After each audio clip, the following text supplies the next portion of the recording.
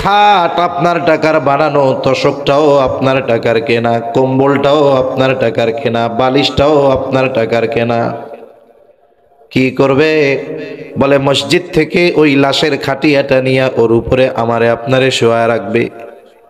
এত ঠান্ডা রাত, অন্যান্য সবাই বলবে এক কাজ করো, বাকি রাতটুকু একটু ঘুমায় নাও, সকালবেলায় লোক আসবে, ঝামেলা। এটাই হায়াত, এটাই জীবন, এটাই বাস্তবতা। আমার আপনার দেহ থেকে যখন রূহ বিচ্ছিন্ন হয়ে যাবে, এই দেহের আর কোনো দাম নাই। এই জন্যই তো বলে লাশ, লা শাইউন ফীহ, যার মধ্যে কিছুই নাই। বলে ওই দেহের তো সব আছে, কিছুই নাই। কি নাই? বলে যেটার কারণে ওই দেহের এত দাম, সেই রূহ আর দেহের সাথে নাই। মানুষের মূল হলো তার রূহ। দেহ এটা হয়তো পচে গলে মাটির সাথে মিশে যাবে, কিন্তু রূহ এটা অবিনশ্বর, এটা কখনো ধ্বংস হবে না। রূহ শুধু জায়গা পরিবর্তন করে। কেন?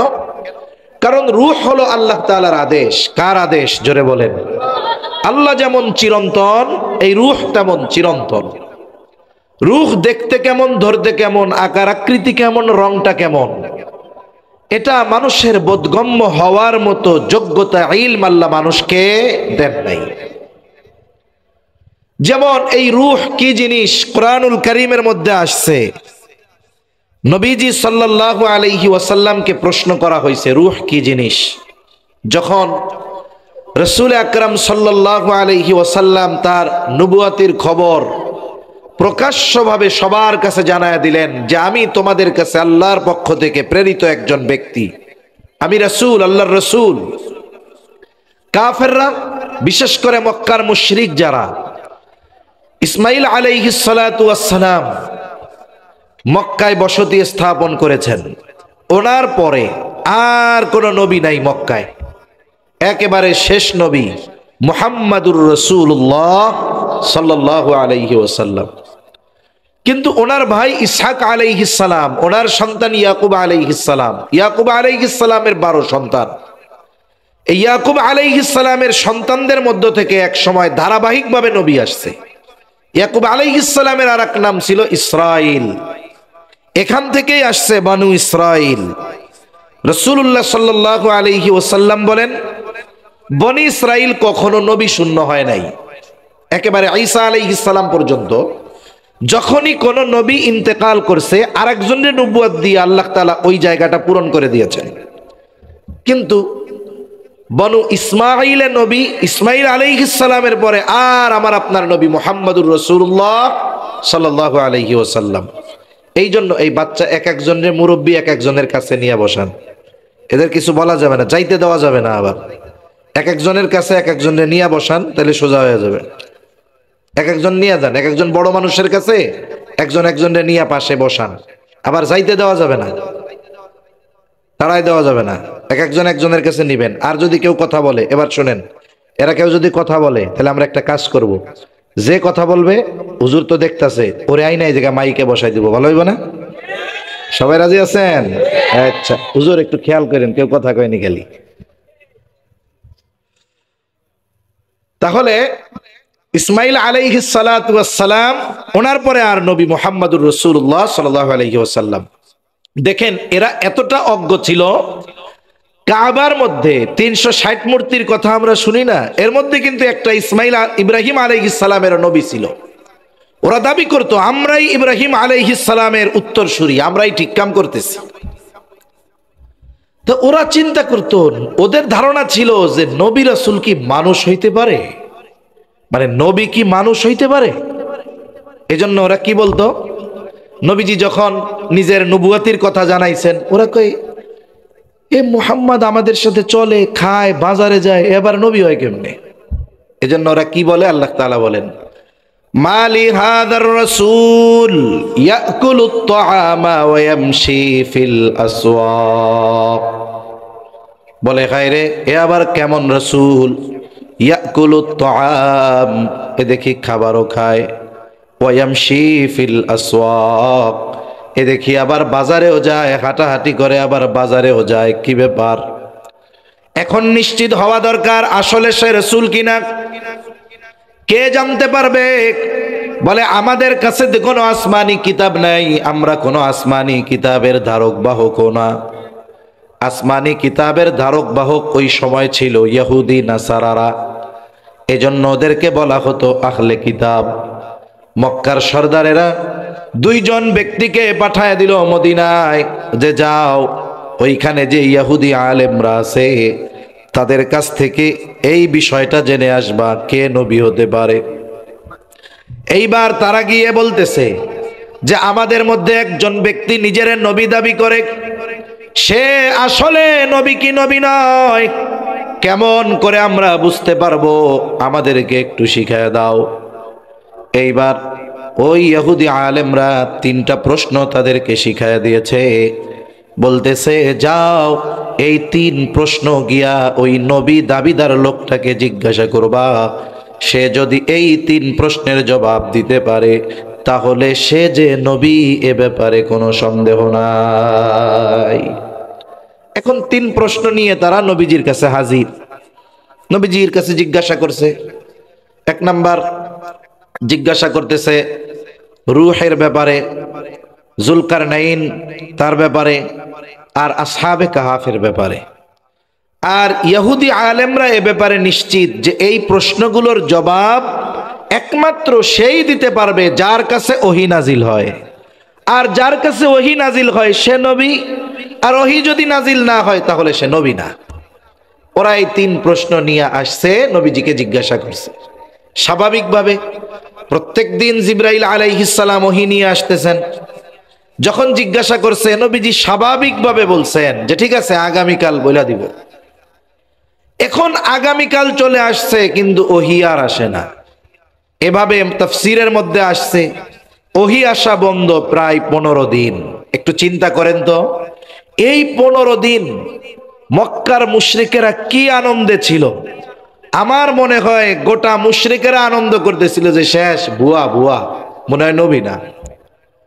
তা আল্লাহ তাআলা এক সময় জিবরাইল আলাইহিস সালামকে প্রশ্নগুলোর জবাব দিয়ে পাঠাইলেন। এর মধ্যে আমাদের জন্য একটা শিক্ষণীয় বিষয়, আল্লাহ রাব্বুল আলামিন এখানে একটা শিক্ষা আমাদের জন্য দিয়ে দিলেন। আল্লাহ তাআলা বলেন ওয়ালা তাকুলান্না লিশাইইন ইন্নী ফাইলুন যালিকা গাদা ইল্লা আইয়াশা আল্লাহ। আল্লাহ রাব্বুল আলামিন বলেন ওয়ালা তাকুলান্না লিশাইইন ইন্নী ফাইলুন যালিকা গাদা, কোন বিষয়ের ব্যাপারে আপনি এমনটা বলবেন না যে আমি এইটা আগামীকাল করব, বরং বলবেন ইল্লা আইয়াশা আল্লাহ, বরং বলবেন আল্লাহ যদি চায় আমি এইটা করব।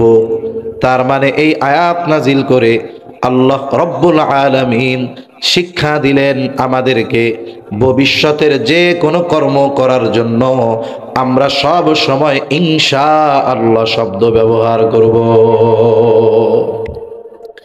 এই যে 15 দিনের বিলম্ব হইছে এর মধ্যে অনেক কারণ আছে। বুজুর্গানে দিন বলেন একটা কারণ হলো এইটা, যখন ওহী আসে নাই।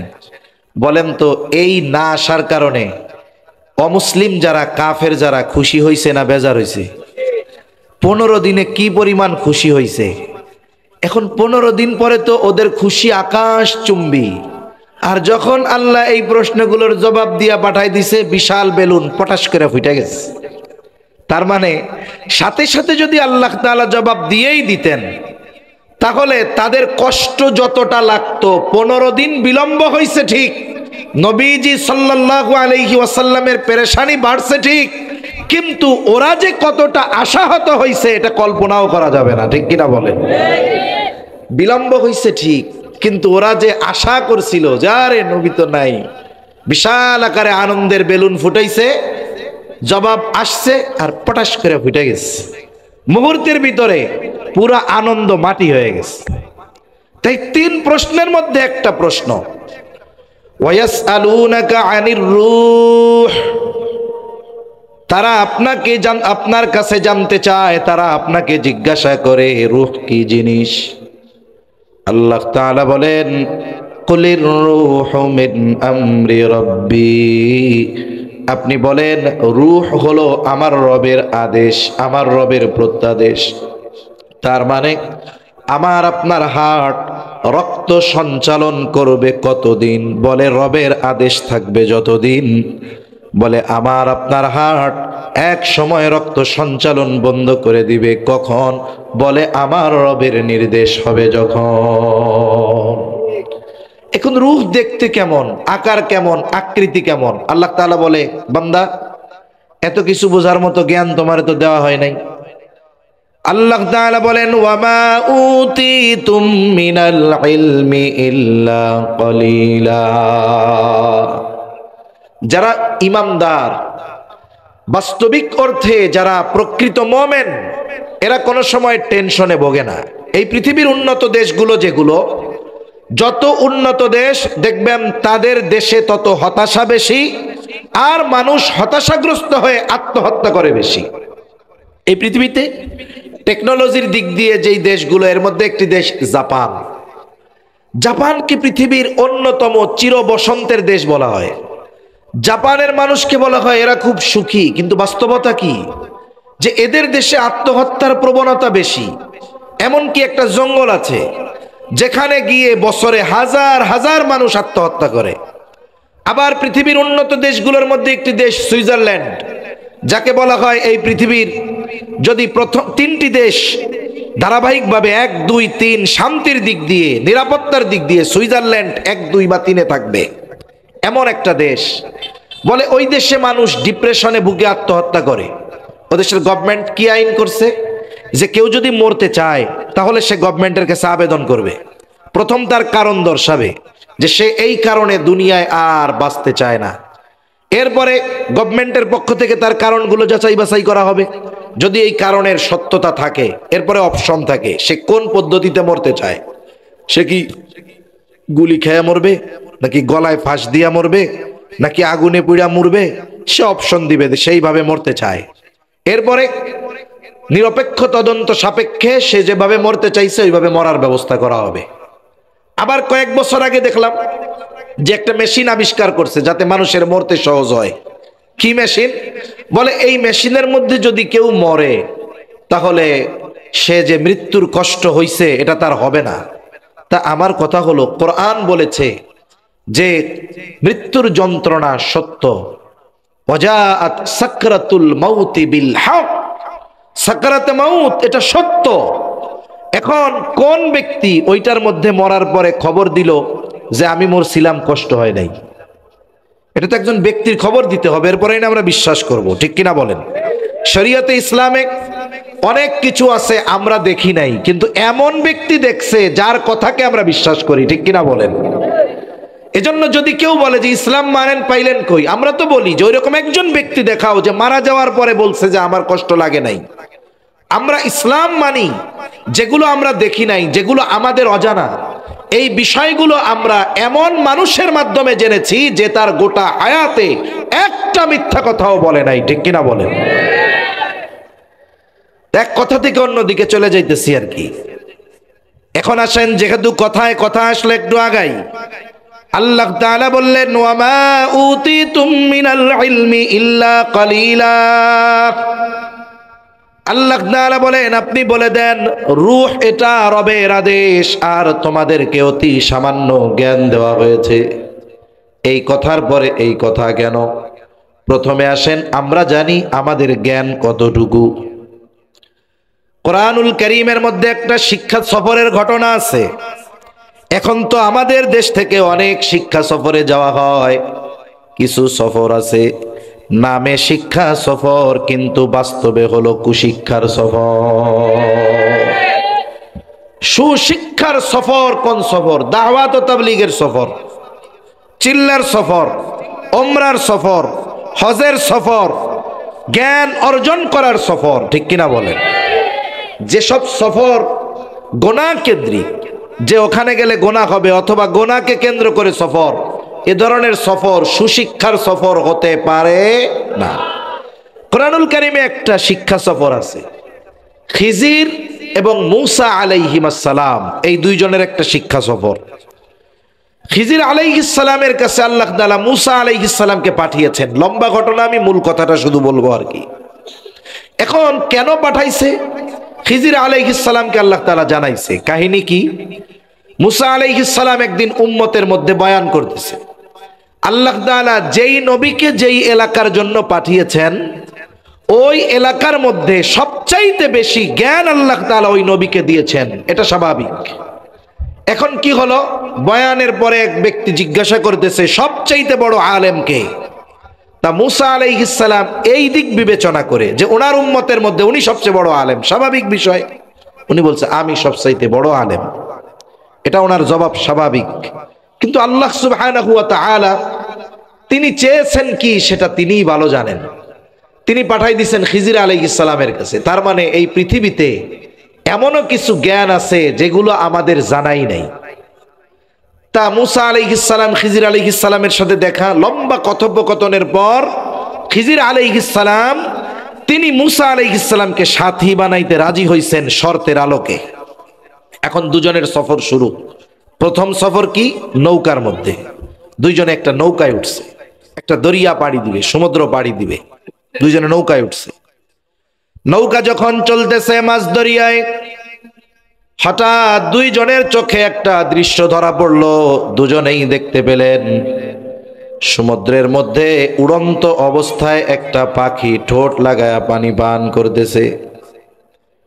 খিজির আলাইহিস সালাম মুসা আলাইহিস সালামকে বলতেছে, ভাই মুসা, এই দৃশ্যটা কি দেখছেন? বলে হ্যাঁ দেখলাম। এইবার মুসা আলাইহিস সালামকে খিজির আলাইহিস সালাম বলে, ভাই আল্লাহ তাআলার জ্ঞান যদি হয় গোটা সমুদ্র পরিমাণ, সেই তুলনায় গোটা সৃষ্টি জগতের জ্ঞানের পরিমাণ ওই পাখির ঠোঁটে লেগে থাকা পানির চাইতেও বেশি নয়। আল্লাহর জ্ঞান যদি হয় গোটা সমুদ্র পরিমাণ, গোটা সৃষ্টি জগতের সকলের জ্ঞান আল্লাহর জ্ঞানের তুলনায় ওই এক ফোঁটা পাখির ঠোঁটে লেগে থাকা পানির চাইতেও কম। অথচ দেখুন এই জ্ঞান, যেটা তো বন্টন করারও ক্ষমতা নেই। তাহলে আমরা যে কত কম জ্ঞানী, আমাদের অজ্ঞতা যে কত, আমাদের ইলম যে কত কম, এটাও নির্ণয় করার মতো কোনো ক্যালকুলেটর আমাদের কাছে নেই। অথচ এতটুকু জ্ঞান থেকে একটা মানুষ জ্ঞান পাওয়ার পরে সে স্রষ্টার অস্তিত্বে অস্বীকারী হয়ে যায়, এটা আজীব লাগে। আল্লাহ তাআলা বুঝবার তৌফিক দান করেন। তা মূল কথাটা কি, যে দেখুন রূহ যদি দেহ থেকে বের হয় আর কোনো দাম আছে দেহের? এবার কি হবে? আমাকে আপনাকে যথা দ্রুত সম্ভব কবরস্থ করে দিবে। একটা মানুষ যখন মারা যায় সব জায়গায় মাইকের মধ্যে অ্যানাউন্স হয়, অমুক এলাকার অমুক আজ বিকাল 5 ঘটিকা ইন্তেকাল করিয়াছে, আগামী দিন সকাল 9টায় অমুক স্থানে তার জানাজা অনুষ্ঠিত হবে। সুতরাং ধর্মপ্রাণ সকল মুসলমানদেরকে উক্ত মরহুমের জানাজায় শরীক হওয়ার জন্য বিশেষভাবে অনুরোধ করা গেল। এই প্রচারণার মধ্যে একটা শব্দ বলে, শব্দটা আরবি শব্দ ইন্তেকাল। ইন্তেকাল শব্দের অর্থ হলো স্থানান্তরিত হওয়া। তার মানে চূড়ান্তভাবে নিঃশ্বাস হয়ে যাওয়া নয়, বরং এক জায়গা থেকে আরেক জায়গায় যাওয়া। অনেক সময় হয় না, আপনাদের হাটহাজারিতে মনে করেন যে কোনো একটা ব্যাংকের ব্রাঞ্চ আছে এক বিল্ডিং এ, ওইখান থেকে নিয়ে গেছে আর এক বিল্ডিং এ। এখন কিছুদিন ওই জায়গায় একটা ব্যানার লাগানো থাকে যে অগ্রণী ব্যাংক হাটহাজারি শাখা অমুক জায়গায় স্থানান্তর করা হয়েছে। তার মানে এখানে ছিল, ওখানে নেওয়া হয়েছে। রূহ শুধু স্থান পরিবর্তন করে, বলে এতকাল এই দেহের সাথে দুনিয়ার জগতে ছিল, এখন চলে গেছে আলমে বরজখ। আলমে বরজখ লোকচক্ষুর অন্তরালের এক জগৎ। হাদিসের মধ্যে আসছে মানুষ শুধু বলে কিয়ামত কিয়ামত কিয়ামত, আরে মানুষের মৃত্যুর সাথে সাথেই তার কিয়ামত শুরু হয়ে যায়। মৃত্যুর থেকে নিয়ে ইয়াউমুল হাসর পর্যন্ত কেউ কেউ এটাকে বলেছেন ছোট কিয়ামত, আর পুনরুত্থান দিবস থেকে যেটা শুরু হবে এটা হবে বড় কিয়ামত। আল্লাহ তাআলা এই নিজাম রেখে দিয়েছেন, আমাদের সকলকে আলমে বরজখের বাসিন্দা হতে হবে। আলমে বরজখে আমাদের থাকতে হবে দীর্ঘকাল, তবে অনন্তকাল নয়। কতকাল থাকতে হবে এর সর্বোচ্চ সময়সীমা জানা যায় না, তবে সর্বনিম্ন সময়সীমা জানা যায়, কারণ আল্লাহ তাআলা কোরআনুল কারীমের মধ্যে জানায় দেন ইসরাফিল আলাইহিস সালাতু ওয়াস সালামের সিংহায় ফুৎকারের মাধ্যমে এই দুনিয়ায় মানব বসতির ইতি ঘটবে। আল্লাহ তাআলা কোরআনুল কারীমের মধ্যে বলেন ওয়ানুফিখা ফিস সূরি ফাসাইকা মান ফিস সামাওয়াতি ওয়া মান ফিল আরদি ইল্লা মান শাআল্লাহ। আল্লাহ তাআলা বলেন প্রথমবার সিংহায় ফুৎকারের পর ফাসাইকা মান ফিস সামাওয়াতি ওয়া মান ফিল আরদ ইল্লা মান শাআল্লাহ। আসমান জমিনের মাঝে যত প্রাণী আছে, যত প্রাণ আছে, আল্লাহ তাআলা যেগুলো চান সেগুলো ছাড়া ইসরাফিল আলাইহিস সালামের সিংহায় ফুৎকারের মাধ্যমে সকলে অজ্ঞান হয়ে যাবে। তাফসীরে ইবনে কাসীরের মধ্যে এসেছে সকলে প্রথমে অজ্ঞান হবে, এরপরে সবার মৃত্যু ঘটবে। মৃত্যুর মাধ্যমে এই পৃথিবীর সর্বশেষ মানুষটাও আলমে বরজখের বাসিন্দা হয়ে যাবে। একটা মানুষ সর্বনিম্নকাল আলমে বরজখে অবস্থান করবে, এর মেয়াদ কত সময়? বলে দ্বিতীয়বার সিংহায় ফুৎকার যখন দেওয়া হবে আবার পুনরুত্থান শুরু হয়ে যাবে। বলে এই সময় পর্যন্ত এটা হলো আলমে বরজখের সর্বনিম্ন সময়।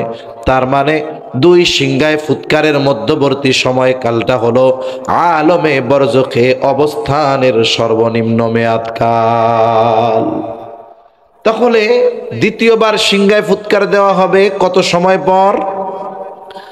হাদিসের আলোকে তাফসীরের মধ্যে এসেছে প্রথম সিংহায় ফুৎকারের পর কমপক্ষে 40,000 বছর পরে দ্বিতীয়বার সিংহায় ফুৎকার দেওয়া হবে। এই দৃষ্টিকোণ থেকে সর্বশেষ যেই মানুষটা এই পৃথিবী থেকে বিদায় নেবে তাকেও কমপক্ষে 40,000 বছর আলমে বরজখে অবস্থান করা লাগবে।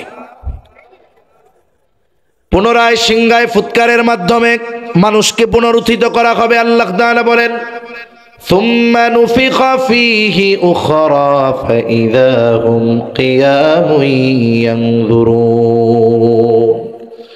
আল্লাহ তাআলা জানায় দেন অতঃপর সিংহায় ফুৎকার দেওয়া হবে দ্বিতীয়বার। প্রত্যেকে তার অবস্থান স্থল থেকে উঠে দাঁড়িয়ে যাবে, তাকায় দেখতে থাকবে কি হচ্ছে এগুলো। চোখের সামনে দেখবে একেবারে কিচ্ছু নাই, ওইটাও আল্লাহ তাআলা আবার তার জায়গা থেকে উঠায় ফেলেছেন। কোরআনুল কারীমের মধ্যে আল্লাহ তাআলা সূরা ইয়াসিনের মধ্যে বলেন ওয়ানুফিখা ফিস সূরি ফাইযা হুম মিনাল আজদাসি ইলা রাব্বিহিম ইয়ানসিলুন। আল্লাহ তাআলা বলেন এখানে দ্বিতীয়বার সিংহায় ফুৎকার উদ্দেশ্য। দ্বিতীয়বার সিংহায় ফুৎকারের পর প্রত্যেককে তার অবস্থান স্থল থেকে উঠায়া দেওয়া হবে। শুধু তাই না, ইলা রাব্বিহিম ইয়ানসিলুন, প্রত্যেকেই তাদের রবের দিকে ছুটতে থাকবে। তার মানে মানুষেরা উঠবে, দেখবে কি হচ্ছে, ছুটতে থাকবে রবের দিকে। কিয়ামতের ময়দানে সবাই উঠে গেল। বলে ওই জায়গায় এখনো বিচার শুরু হয় নাই, কাউকে জাহান্নাম দেখানো হয় নাই, জাহান্নামে নেওয়াও হয় নাই। বলে শুধুমাত্র উঠবার পর মানুষ কতটা চিন্তিত ভীত থাকবে। নবীজি সাল্লাল্লাহু আলাইহি ওয়াসাল্লাম বলেন কিয়ামতের দিন সকলে বিবস্ত্র অবস্থায় উঠবে, কারো গায়ে কোনো পোশাক থাকবে না। আয়েশা সিদ্দিকা রাদিয়াল্লাহু তাআলা আনহা বলেন ইয়া রাসূলুল্লাহ, মানুষেরা কি লজ্জা পাবে না? একজন কি আরেকজনের দিকে তাকাবে না? নবীজি বলেন ও আয়েশা, মানুষ এতটা চিন্তিত ভীত থাকবে যে একজন আরেকজনের দিকে তাকানোর কথা চিন্তাও করবে না। মানুষের অবস্থা আলমে বরজখে কেমন হবে? আমি এই কথাগুলো বাদ দিয়ে যে কথাগুলো মূল বলতে চাই সেদিকে যাওয়ার কারণে আলমে বরজখের কথাগুলো বললাম না। আলমে বরজখে যারা শাস্তি ভোগ করবে ওরা মনে করবে এটাই মনে হয় জাহান্নাম, আর যারা আলমে বরজখে শান্তিতে থাকবে ওরা মনে করবে এটাই মনে হয় জান্নাত। চিন্তা করেন ওই মানুষগুলো যখন হাসরের ময়দানে উঠবে, যারা মনে করতেছিল কবর জগৎ এটা ছিল জাহান্নাম, হাসরের ময়দানে উঠার পর ওরাও মনে করবে আমরা মনে হয় কবর জগতে ঘুমায়াছিলাম। হাসরের ময়দানের চিন্তা তাদেরকে আলমে বরজখের আযাবের কথা ভুলাইয়া দিবে। কি বলবে তারা? আল্লাহ তাআলা বলেন, ক্বালু ইয়া ওয়াইলানা মান বাআসানা মিন মারকাদিনা হাযা মা ওয়া'আদার রাহমানু ওয়া সাদাকাল মুরসালুন। ওই মানুষেরা বলবে, হায় দুর্ভোগ, কে আমাদেরকে আমাদের অবস্থান স্থল থেকে জাগায়া দিল? মান বাআসানা, কে আমাদের জাগায়া দিল? তার মানে জাগায় কারে? বলে যে ঘুমায়া থাকে তাকে। আপনি সজাগ মানুষের জীবনেও জাগাইতে পারবেন না। ওরে ডাকবেন, দেখবেন ওর কম্বল আর মুড়ি দেয়। কিন্তু যে ঘুমিয়ে থাকে আপনি তারে 2 ডাক দিন, লাভ দিয়ে উঠে যাবে। তার মানে ওরা মনে করবে কবর জগতে আলমে বরজখে ওরা ঘুমায়া ছিল, অথচ ছিল আযাবে। আযাবটা ওই সময় কেমন মনে হইতেছিল? জাহান্নামের মতো। কিন্তু হাসরের ময়দানে উঠে ওরা কি বলবে? হায় রে, আমরা ঘুমায়াছিলাম, কে আমাদেরকে ঘুম থেকে জাগায়া দিল?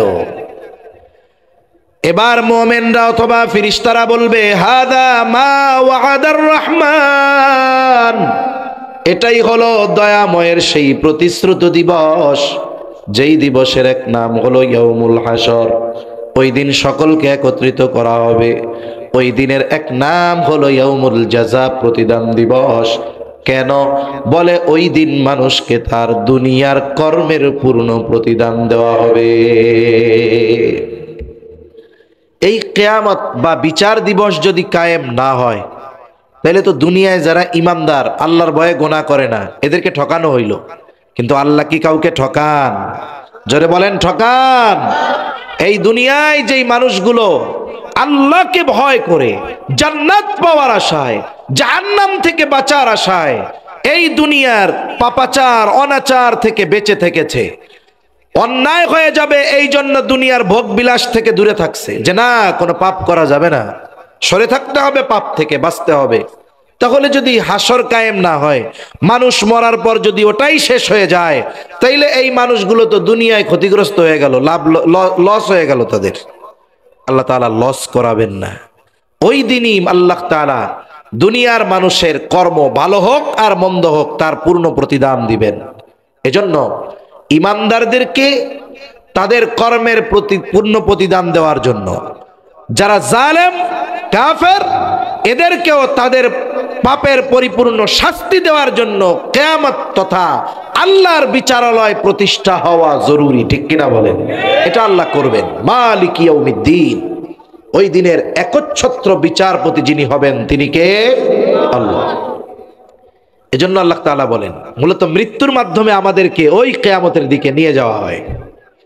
এজন্য আল্লাহ তাআলা বলেন, কুল্লু নাফসিন যায়িকাতুল মাউত, প্রত্যেকটি প্রাণকে মৃত্যুর স্বাদ আস্বাদন করতে হবে। মৃত্যু কেন? আল্লাহ তাআলা বলেন এই মৃত্যুর মাধ্যমে কিয়ামত পর্যন্ত আমাদের পৌঁছানো হবে। কিয়ামতে কি হবে? আল্লাহ তাআলা বলেন, ওয়া ইন্নামা তুওয়াফাউনা উজুরাকুম ইয়াউমাল কিয়ামা।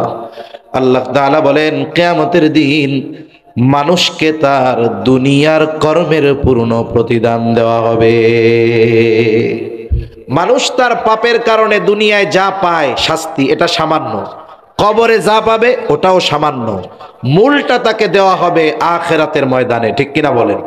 ইমানদার ভালো কাজ করার জন্য, পাপ থেকে বেঁচে থাকার জন্য দুনিয়ায় যতটুকু পায় ওটা সামান্য। কবরে তাকে যতটুকু আরামায়েশ দেওয়া হবে ওটা সামান্য। অনন্তকালের কল্পনাতীত আরাম আয়েশের জান্নাত তাকে দেওয়া হবে কিয়ামতের পরে। ঠিক কিনা বলেন? আল্লাহ তাআলা বিচারালয় কায়েম করবেন আমাদের বিচার করার জন্য। ওই দিনের অবস্থা কেমন হবে? সব বিষয়গুলো নিয়ে তো বলার মতো সময় সুযোগ নাই। একটা দুইটা বিষয় শুধু বলি। দেখুন, কিয়ামতের ময়দানে সব মানুষকে আল্লাহ তাআলা বিচার করবেন, শাস্তি দিবেন, সাথে সাথে দুনিয়ার পরিপূর্ণ কর্মের খবর আল্লাহ তাকে জানাবেন। হাসরের ময়দানে কয়েকটা মুহূর্ত হবে মানুষের জন্য সবচাইতে চিন্তার। যখন ওই বিষয়গুলোর ঘোষণা দেওয়া হবে, পুরা হাসরের ময়দান পিনপতন নীরব হয়ে যাবে। একটা সময় হলো যখন মানুষকে আমলনামা দেওয়ার ঘোষণা দেওয়া হবে, দুনিয়ার কর্মের ফলাফল জানানোর ঘোষণা দেওয়া হবে। এই টাইমে সবাই নিস্তব্ধ নীরব, কারণ এই আমলনামা ফলাফল পাওয়ার পরে নির্ভর করতেছে যে তার অবস্থাটা কোথায় হবে।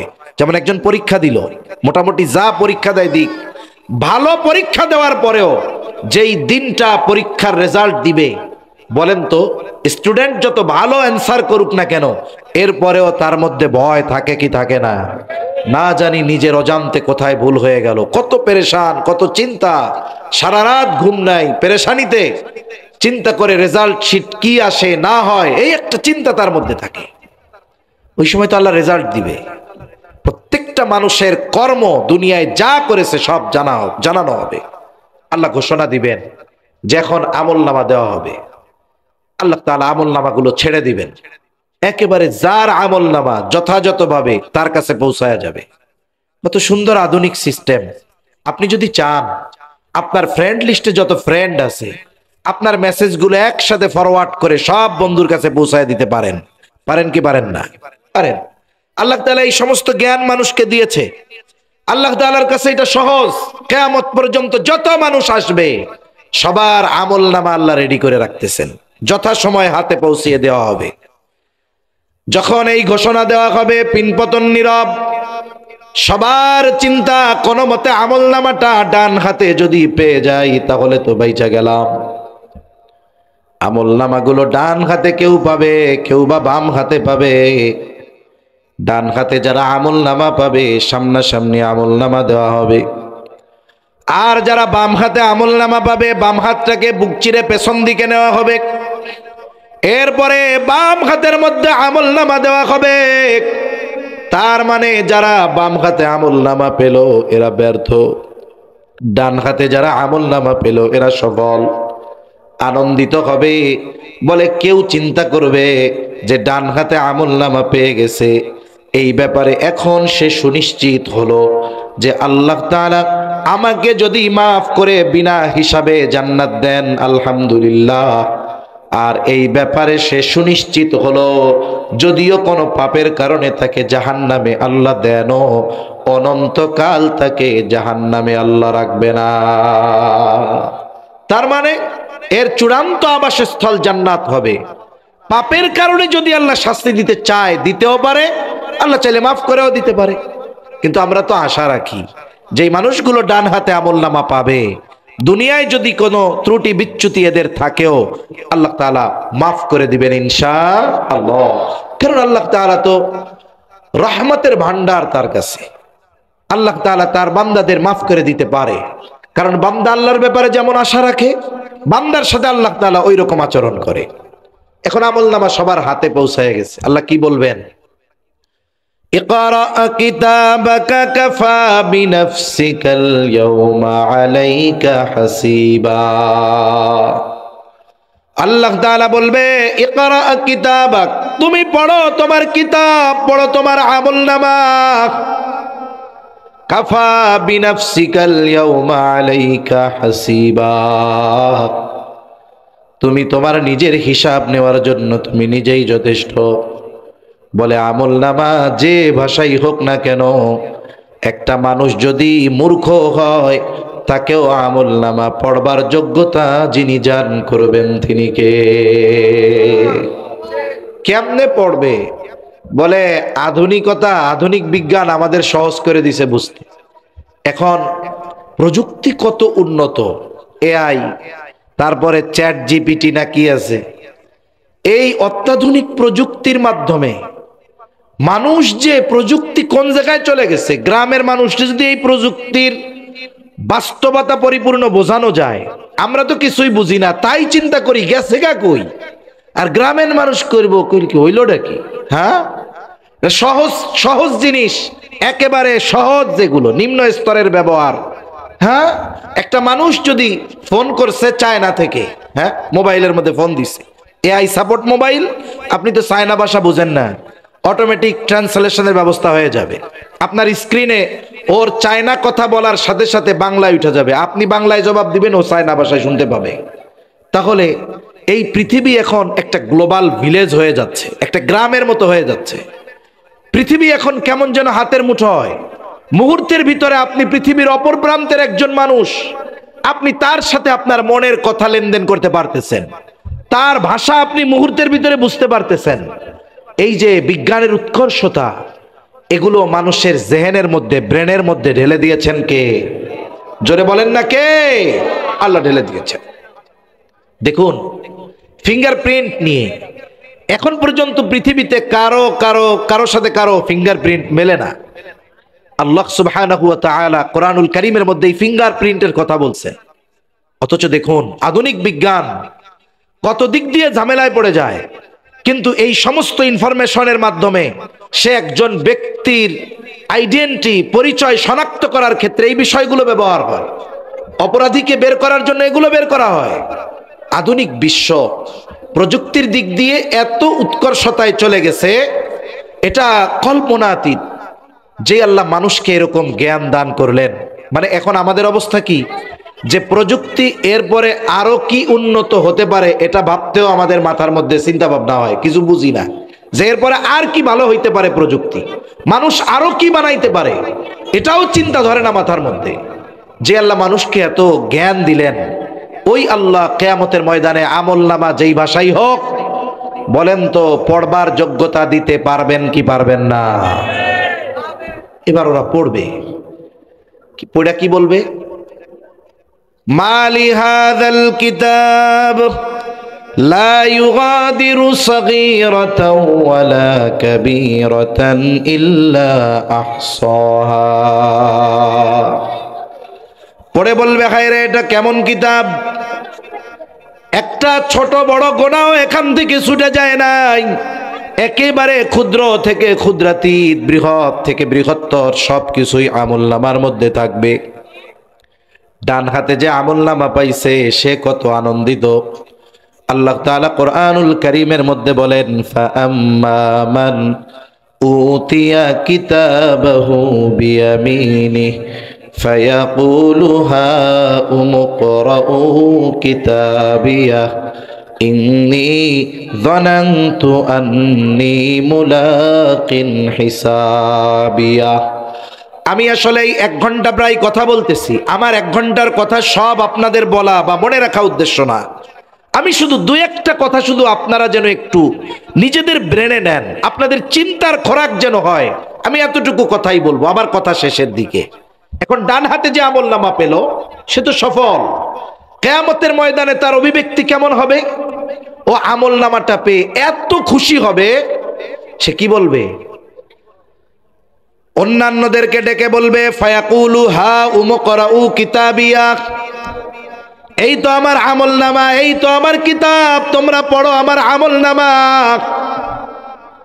এবার সে আমলনামা ডান হাতে পাওয়ার কারণটাও সে কেমন যেন বলে দিবে। সে বলবে, ইন্নী যানানতু আন্নী মুলাকিন হিসাবিয়া। আমি আমলনামা ডান হাতে কেন পেয়েছি জানো?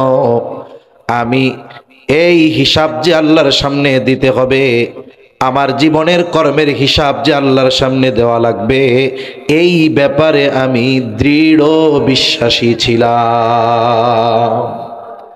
আন্নী মুলাকিন হিসাবিয়া ইন্নী যানানতু আন্নী মুলাকিন হিসাবিয়া। আমি এই ব্যাপারে দৃঢ় ধারণা রাখতাম যে আমাকে হিসাবের মুখোমুখি হওয়া লাগবে। একটা জিনিস চিন্তা করেন, এই পৃথিবীতে অপরাধ দূর করার জন্য কত প্রযুক্তি, সিসি ক্যামেরা সহ আরো অনেক উন্নত প্রযুক্তি আছে। এরপরেও বলেন তো এই পৃথিবী থেকে সময়ের সাথে সাথে অপরাধ বাড়তেছে না কমতেছে? একটা মানুষের যত সময় তার মনুষ্যত্বের পরিবর্তন না হবে, আল্লাহর কসম, তার চিন্তার পরিবর্তন যতক্ষণ না হবে ততক্ষণ পর্যন্ত তার মধ্যে পরিপূর্ণ মনুষ্যত্ব প্রবেশ করবে না। একমাত্র দ্বীন, ঈমান, আল্লাহর প্রতি বিশ্বাস, আখিরাতের ভয় মানুষদেরকে বাস্তব মানুষে পরিণত করতে পারে, এছাড়া সম্ভব নয়। এখন দেখুন, কারো অন্তরে যদি এই বিশ্বাস দৃঢ়ভাবে থাকে যে আমি দুনিয়ায় যেই কাজগুলো করতেছি এগুলো দুনিয়ার আইনকে ফাঁকি দিতে পারবো, দুনিয়ার মানুষকে আমি ফাঁকি দিতে পারবো, আমার পাপের ব্যাপারে এই পৃথিবীর একটা মানুষও জানবে না, কিন্তু আমার রবের সামনে আমার প্রত্যেকটা কর্মের হিসাব দেওয়া লাগবে। বলেন তো, এই চিন্তা যদি কারো অন্তরে দৃঢ়ভাবে বদ্ধমূল হয়ে যায়, আল্লাহর কসম এই দুনিয়ার কোনো আইন লাগবে না, সে একজন ভালো চরিত্রবান মানুষে পরিণত হয়ে যাবে। ঠিক কিনা বলেন? মনে রাখবেন, মানুষের চিন্তার পরিবর্তন না আসলে মানুষের কর্মের পরিবর্তন আসে না। আমার আপনার চিন্তার মধ্যে এটা গেঁথে নিতে হবে যে আমি একাকী গুনাহ করতেছি, মোবাইলে কেউ দেখে না, আমার আল্লাহ দেখতেছে। আল্লাহ তাআলা আমার এই সময়গুলোর হিসাব নিবেন। কিয়ামতের দিন আমাকে আপনাকে আল্লাহর সামনে আমার কর্মের হিসাব দিতে হবে, আমার হায়াতের হিসাব দেওয়া লাগবে স্পেসিফিক ভাবে, আলাদা ভাবে। গোটা হায়াতের হিসাব তো দিতেই হবে, সাথে সাথে বিশেষ করে যারা যুবক আছেন, যুবতী আছেন, শুনছেন, দেখছেন, এদেরকে স্পেসিফিক ভাবে আল্লাহ তাআলা আমাদের যৌবনকালের ব্যাপারে জিজ্ঞাসা করবে। এখন তো তারুণ্যকে উড়বার সময় বলা হচ্ছে যে তুমি ইউনিভার্সিটির স্টুডেন্ট, এখন তোমার তারুণ্য, তুমি উড়ো, তোমার যা মন চায় তুমি করো, এখনই তো তোমার লাইফ এনজয় করার টাইম। অথচ দেখুন ইসলাম বিদ্বেষীরা আমাদের যৌবনকাল গোনায় কাটানোর জন্য উদ্বুদ্ধ করে, আর মুহাম্মাদুর রাসূলুল্লাহ সাল্লাল্লাহু আলাইহি ওয়াসাল্লাম যৌবনকালে পাপ থেকে বেঁচে ভালো কাজের দিকে আমাদেরকে আহ্বান করে। এজন্য রাসূল আকরাম সাল্লাল্লাহু আলাইহি ওয়াসাল্লাম আরশের ছায়ায় যেই 7 শ্রেণীর মানুষের স্থান পাবে, আমার মতো আলেমের কথা বলেন নাই, নবীজি যুবকদের কথা বলেছেন। তাশাবুন নাশা ফি ইবাদাতিল্লাহ, বলে যেই যুবক তার যৌবনকাল ইবাদতের মাধ্যমে অতিবাহিত করেছে, বলে ওই যুবক আরশের ছায়ায় স্থান পাবে। সুবহানাল্লাহ বলেন। এর দ্বারা কি বোঝান? অনেক সময় বিভিন্ন কোম্পানি আমাদেরকে বিভিন্ন অফারের ঘোষণা দেয় না? অফারের ঘোষণা কেন দেন? বলে যে আমার পণ্য কিনেন। এখন ডাইরেক্ট পণ্য কিনতে বললে তো 10 জনে কিনবে না, কিন্তু যখন অফার ঘোষণা দেয় যে এই পণ্যটা কিনলে লটারি আছে, রাফেল ড্র আছে, কুপন কিনতে পারবেন, পুরস্কার পাবেন, এ কথার দ্বারা এটাই বোঝায় যে তুমি আমার পণ্যটা কিনো। নবীজি যুবকদের আগে অফারের ঘোষণা দিয়ে বোঝাচ্ছেন যে শোনো, এ যৌবনকাল এটা এমন সময় নয় যে তোমার যা মন চায় তুমি করবা, বরং তুমি যৌবনকালটা ইবাদতের মাধ্যমে কাটাও। লাভ কি হবে বলেন তো? একজন যুবক মানুষ যখন গভর্নমেন্ট জবে ঢুকে, মনে করেন আর্মির চাকরি করতেছে, সে 20 বছর থেকে 50 বছর পর্যন্ত সার্ভিস দিল। এই যে তার যৌবনকাল, একেবারে জীবনের সবচাইতে যেই সময়টা তার মধ্যে স্পিরিট ছিল, এটা সে গভর্নমেন্ট জব করে কাটাইছে, সার্ভিস দিয়ে কাটিয়েছে। সে যদি যথাযথভাবে তার দায়িত্ব পালন করে 50 বছরে যখন সে অবসরে যাবে, বলেন তো গভর্নমেন্ট তারা কি খালি হাতে পাঠিয়ে দিবে নাকি? তাকে হিউজ পরিমাণ টাকা দিবে, সাথে সাথে প্রতি মাসে তার যে বেসিক বেতনটা ওই সময় থাকবে, এটা তাকে পেনশন হিসাবে দেওয়া হবে। তাহলে বোঝা গেল কর্মকালীন সময় যদি সে যথাযথভাবে কর্ম করে, বৃদ্ধকালীন সময় বৈশা বৈশা ফ্যাসিলিটি পাবে। হাদিসের মধ্যে আসছে, কোন ব্যক্তি যদি সুস্থ অবস্থায় কোনো আমল ধারাবাহিকভাবে করে, এখন অসুস্থ হয়ে গেছে, বুড়া হয়ে গেছে, করতে পারে না, আগে নফল ইবাদত করতো, রোজা রাখতো কন্টিনিউ, এখন সে বার্ধক্যে উপনীত হয়ে গেছে, করতে পারে না, কিন্তু তার আফসোস, আহারে সুস্থ যখন ছিলাম, যুবক যখন ছিলাম, তখন আমরা কত কিছু করেছি, এখন তো পারতেছি না। এই যে এটারও দাম আল্লাহ তাআলার কাছে অনেক। এই জন্য কি হবে বলে, কিয়ামতের ওই দুনিয়ার ওই বার্ধক্যকালীন সময় আল্লাহ সুবহানাহু ওয়া তাআলা ওই ব্যক্তিকে সুস্থকালীন সময়ে যৌবনকালে যেই ইবাদতগুলা করত, ওই ইবাদতের সমপরিমাণ সওয়াব না কইরাই আল্লাহ রাব্বুল আলামিন তাকে দিয়ে দিবে। সুবহানাল্লাহ বলেন। একটু জিনিস চিন্তা করে দেখেন যে আমাদের অবস্থা কোথায় গেল। অথচ আমরা এই যৌবনকালটাকে আমরা গুনার জন্য নির্ধারণ করে দিয়েছি। আমরা মনে করি আমরা যখন বৃদ্ধ হয়ে যাব তখন আমরা ইবাদত করব। আমি একটা লেখা আপনাদের একটু পড়ে শোনাবো, একটু শুনেন। অনেক যুবক ভাই আছেন, আমরা তো 18 বছরের আগ পর্যন্ত মনে করি এটারে ফিডারে খাওয়াইতে হবে, এটা কিশোর, এটা যখন অপরাধ করে তখন 18 বছর বয়সের কম হওয়ার কারণে গুরুতর অপরাধটাও তার জন্য লঘু অপরাধে পরিণত হয়ে যায়। ঠিক কিনা বলেন? মনে রাখতে হবে ইসলামের সলিউশন হলো একটা ছেলে সর্বশেষ প্রাপ্তবয়স্ক হওয়ার সময়সীমা হলো আরবি হিসাবে 15 বছর, এটা ইংরেজি হিসাবে হয় 14 বছর 7 মাস। তার মানে একটা ছেলের যখন 14 বছর 7 মাস খ্রিস্টীয় তারিখ হিসাবে, তাকে আর নাবালক বলার কোনো সুযোগ ইসলাম রাখে নাই, সে তখন প্রাপ্তবয়স্ক একজন মানুষ। এখন দেখুন আমাদের দেশে আমরা মনে করি 14 সাড়ে 14 বছর এটা নাবালক, কিন্তু শরীয়তের নীতিমালা ও বালক হয়ে গেছে। 12 বছরেও বালেক হতে পারে, 13 বছরেও হতে পারে, 13.5তেও হতে পারে, 14তেও হতে পারে, কিন্তু আমরা আমাদের এই সময়গুলাকে মনে করি যে এখনো সে শিশু মানুষ। কিন্তু ইসলাম যাদের হাতে বিজয় হয়েছে, রাসূল আকরাম সাল্লাল্লাহু আলাইহি ওয়াসাল্লাম যখন দাওয়াত দিয়েছেন, মুসলমান যারা ছিল প্রথম অবস্থায় 50 বছরের উপরে বয়স ছিল অল্প কয়েকজনের, এরপরে 35-এর উপরে ছিল তার চেয়ে একটু বেশি। নবীজি যখন মক্কায়, তখন সবচাইতে বেশি মুসলমান যারা ছিল তাদের বয়স ছিল সব 20-এর নিচে, 20 বছরের নিচে তারা মুসলমান সবাই। কোথায়? বলো এই মক্কার মধ্যে। একটু চিন্তা করেন, নবীজির ইন্তেকালের সময় রাসূল আকরাম সাল্লাল্লাহু আলাইহি ওয়াসাল্লামের অনেক সাহাবী আছে যাদের হাদিস আমরা শুনি, ইন্তেকালের সময় বয়স ছিল 12 বছর, 13 বছর, 14 বছর এরকম ছিল। রাসূল সাল্লাল্লাহু আলাইহি ওয়াসাল্লামের 2 জন সাহাবী ছোট বাচ্চা, মুআজ আর মাআওয়াজ, আমরা তাদের ঘটনা শুনি। 13-14 বছর 2 ভাইয়ের কোথায় গেছে? বদরের যুদ্ধ। কয়জনের বিরুদ্ধে? 1000-এর বিরুদ্ধে 313 জন। বলে এই 313 জনের মধ্যে এইরকম ছোট ছোট 13-14 বছরের 2 জন। আর আমরা তো আমাদের 13 বছরের বাচ্চাকে বাসা থেকে বাজারে 1 কেজি চিনিও আনতে ভয়ে পাঠাই না, যে কি অবস্থা হয়ে যাবে। অথচ চিন্তা করেন, মুহাম্মদ বিন কাসেম এই উপমহাদেশে আসছে, বয়স ছিল তার 17 বছর, সেনাপতি হিসাবে আসছিলেন। রাসূল আকরাম সাল্লাল্লাহু আলাইহি ওয়াসাল্লামের নাতি বলা হয় ওসামা ইবনে যায়েদ রাদিয়াল্লাহু তাআলা আন। হায় হায়, 16-17 বছর বয়সে তাকে একটা সেনাবাহিনীর প্রধান বানায় দেওয়া হয়েছে। তাহলে আমরা আমাদের এই 16, 17, 18 এই কৈশোর আর যৌবনকালীন সময়টা আমরা মনে করি ফুর্তির সময়, আসলে এই সময়টা হলো নিজেকে গড়ে তোলার সময়, ঠিক কিনা বলেন? এজন্য এই চিন্তা আমাদের রাখতে হবে। যৌবনের তাড়নায় অপরাধের ইচ্ছা হবে, কিন্তু এই চিন্তাও রাখতে হবে যে আমাকে আমার আল্লাহ দেখতেছে, আমার কর্মের হিসাব আমাকে আল্লাহর কাছে দিতে হবে। শয়তান বলবে একটু গোনা করেই ফেল, একটু স্বাদ নে, 2 দিন পরে তওবা করে ফেলিস।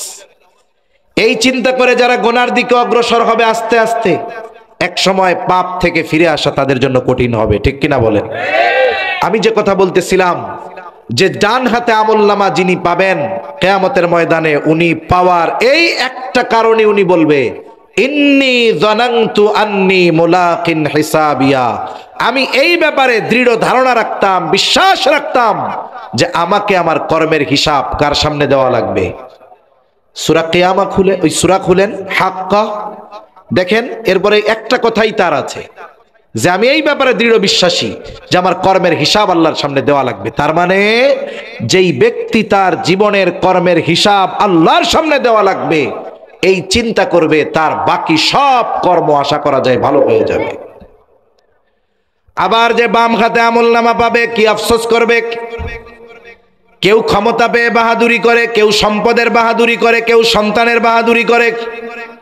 বাম হাতে আমলনামা পাওয়া ব্যক্তি বলবে ওয়া আম্মা মান উতিয়া কিতাবাহু বিশিমালিহি ফায়াকুলু ইয়া লাইতানি লাম উতা কিতাবিয়া ওয়া লাম আদরি মা হিসাবিয়া ইয়া লাইতাহা কানাতিল কাদিয়া মা আগনা আন্নি মালিয়া হালাকা আন্নি সুলতানিয়া। বাম হাতে আমলনামা পাওয়া ব্যক্তি বলবে ইন্নী যানানতু আন্নী, সে বলবে হায় দুর্ভোগ, ইয়া লাইতানি লাম উতা কিতাবিয়া, আমি যদি আমার এই কিতাব না পাইতাম কতই না ভালো হতো, আমি যদি আমার হিসাবটা না জানতাম কতই না ভালো হতো। ওয়া আম্মা মান উতিয়া কিতাবাহু বিশিমালি ফায়াকুলু ইয়া লাইতানি লাম উতা কিতাবিয়া ওয়ালাম আদরি মা হিসাবিয়া। এবার সে আফসোস করবে দুনিয়ার পাওয়ারের, ক্ষমতার, টাকা পয়সার। সে প্রথমে বলবে ইয়া লাইতাহা কানাতিল কাদিয়া। ওই যে প্রথমবার একবার বলেছিলাম, ওই মৃত্যুই যদি আমার চূড়ান্ত মৃত্যু হতো কতই না ভালো হতো। মা আগনা আন্নি মালিয়া। হায়রে আমার কত সম্পদ ছিল, আমার সম্পদ আমার কোনো কাজে আসলো না। হালাকা আন্নি সুলতানিয়া। আমার রাজত্ব, আমার ক্ষমতা আমারে শেষ করে দিল। এবার আল্লাহ তাআলার পক্ষ থেকে বলা হবে খুযুহু ফাগুল্লুহু সুম্মাল জাহিমা সাল্লু সুম্মা ফি সিলসিলাতিন যারউহা সাবউনা যিরাআন ফাসলুকু। আফসোস যতই করুক কাজ হবে না। আল্লাহ তাআলা বলবেন ওরে ধর, জাহান্নামের মধ্যে নিক্ষেপ কর। এজন্য সম্মানিত উপস্থিতি, হাসরের ময়দানে আমার আপনার জীবনের আমলনামা ফাইলটা যেন বাম হাতে না পাওয়া লাগে। বাম হাতে আমলনামা পাওয়ার অনেক কারণ, কিন্তু ডান হাতে পাওয়ার জন্য একটা চিন্তা, যে দুনিয়ার কেউ আমার কর্মের ব্যাপারে না জানুক। জানেন কে? কারো কাছে হিসাব না দেওয়া লাগুক, দিতে হবে কার কাছে? এই চিন্তা আমার আপনার অন্তরে ঢুকে যাবে, আমার আপনার আখিরাত সুন্দর হয়ে যাবে ইনশাআল্লাহ। আল্লাহ তাআলাও সেই কথা বলেন, কুল্লু নাফসিম বিমা কাসাবাত রাহিনা ইল্লা আসহাবাল ইয়ামিন। ওই যে যারা বাম হাতে আমলনামা পাইল, তারা তাদের কৃতকর্মের জন্য জাহান্নামে আবদ্ধ থাকবে, শাস্তি ভোগ করতে থাকবে। ইল্লা আসহাবাল ইয়ামিন, তবে তারা নয় যারা ডান হাতে আমলনামা পেয়েছে। বলে যারা ডান হাতে আমলনামা পাইলো তাদের ঠিকানা তো জান্নাত, ঠিক কিনা বলেন? এজন্য আল্লাহ তাআলা বলেন যে মৃত্যুর মাধ্যমে কিয়ামতের দিকে নিয়ে যায়। আর কিয়ামতে কি হবে? ওয়াইন্নামা তুওয়াফাউনা উজুরাকুম ইয়াউমাল কিয়ামাহ। ওই দিন মানুষকে তার দুনিয়ার কর্মের পূর্ণ প্রতিদান দেওয়া হবে। আমরা কি কিয়ামতে কেউ সফল ব্যর্থ হতে চাই? দেখুন, এই দুনিয়ার সফলতা ব্যর্থতা এটা ক্ষণস্থায়ী। একজন কোটি টাকা দিয়ে ব্যবসা করতেছে, লস করছে, বলে লস ক্ষণস্থায়ী। আখিরাতের লস এটা চিরস্থায়ী। এজন্য আল্লাহ তাআলা বলেন শুনেন, দুনিয়ায় বড় রাজনীতিবিদ হইছেন, অনেক টাকার মালিক হয়েছেন,